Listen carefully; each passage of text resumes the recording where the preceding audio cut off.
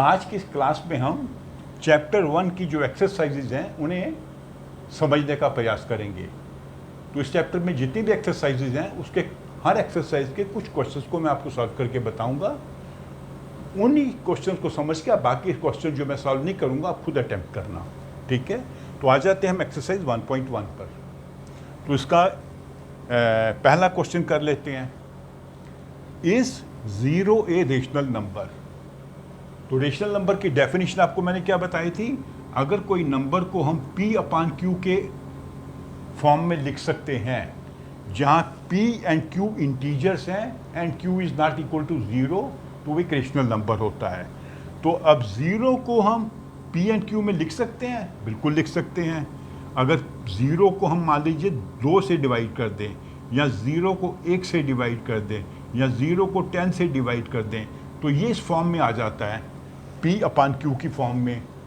क्योंकि 0 को जब किसी भी नंबर से हम डिवाइड करते हैं तो आंसर 0 होता है।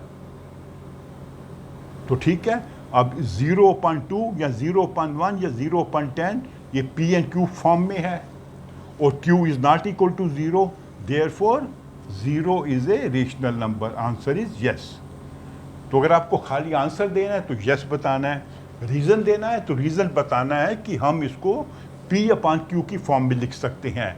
फॉर एग्जाम्पल 0/2 या 0/1, कोई भी आप इनमें से एक ऑप्शन दे सकते हैं। ये वाला दे दीजिए, ये दे दीजिए, दे दीजिए। जब 0/1 लिखा it becomes in the form of P/Q।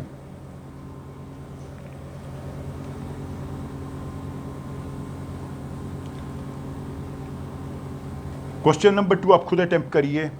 फिर आ जाते हैं क्वेश्चन नंबर 3 पे। Find 5 rational numbers between 3/5 and 4/5। इन दो रेशनल नंबर्स के बीच में आपने 5 रेशनल नंबर पता लगाने हैं। तो आपको मैंने बताया था कि दो नंबर्स के बीच में जो रेशनल नंबर्स होते हैं उनकी संख्या असीमित होती है, अनलिमिटेड होती है। इसके अंदर आप 1 भी ढूंढ सकते हैं, 2 भी ढूंढ सकते हैं, 50, 100, 1000, 1 लाख, जितने भी चाहे आप ढूंढ सकते हैं। तो हमने सिर्फ 5 ढूंढने हैं। तो हम क्या करेंगे कि दोनों को 10 से मल्टीप्लाई कर देंगे, डिनोमिनेटर और न्यूमरेटर को। तो ये बन जाएगा 30/50, ये बन जाएगा 40/50। ये इक्विवेलेंट रेशनल नंबर है, क्योंकि जब हम डिनोमिनेटर एंड न्यूमरेटर को सेम इंटीजर से मल्टीप्लाई करते हैं तो उसकी वैल्यू चेंज नहीं होती।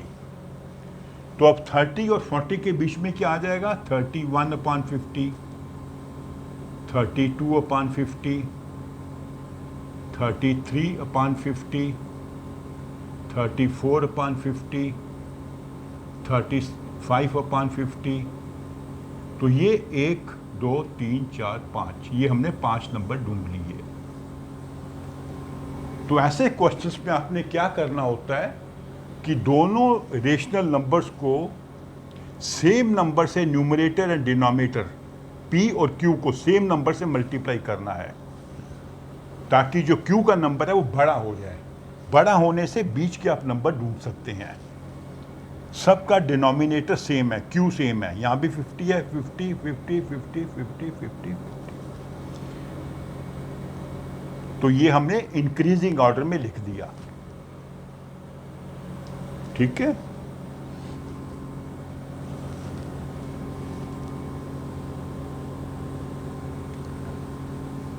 फिर क्वेश्चन नंबर 4 पे आ जाते हैं। उसके भी 3 पार्ट हैं। एक पार्ट में आपको करके समझा देता हूं। मैं समझाता हूं part 2।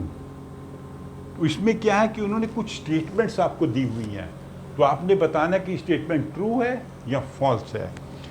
Every integer is a whole number.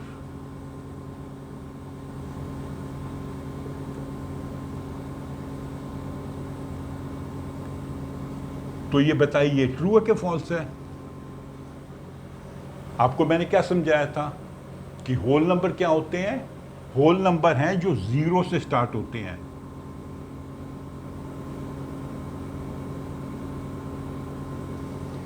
जो नंबर लाइन में राइट साइड पे जाएंगे स्टार्टिंग फ्रॉम 0।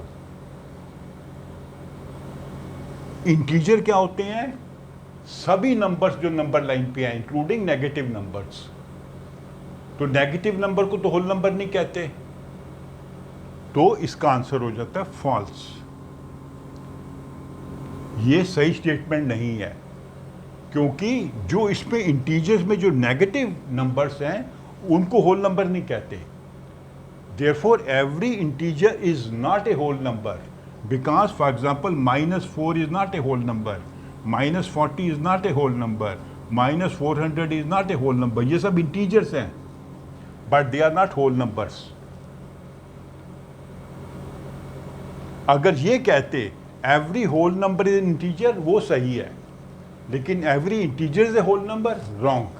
तो ये false है, because negative numbers whole number नहीं होते. While negative numbers are integers, negative number integer तो होते हैं लेकिन whole number नहीं होते. Therefore, every integer is not a whole number. तो ये स्टेटमेंट false है, इसका आंसर है false. ठीक है, तो इसके जो बाकी दो पार्ट हैं वो आप खुद अटेम्प्ट करिए. तो अगर किसी पार्ट में आपको दिक्कत आती है तो मेरे कमेंट बॉक्स में लिख के बताइए, मैं आपको समझा दूंगा. ओके, तो हमारी एक्सरसाइज 1.1 यहाँ पे फिनिश हो गई. तो अगले वीडियो में एक्सरसाइज 1.2 करेंगे. Okay, thank you.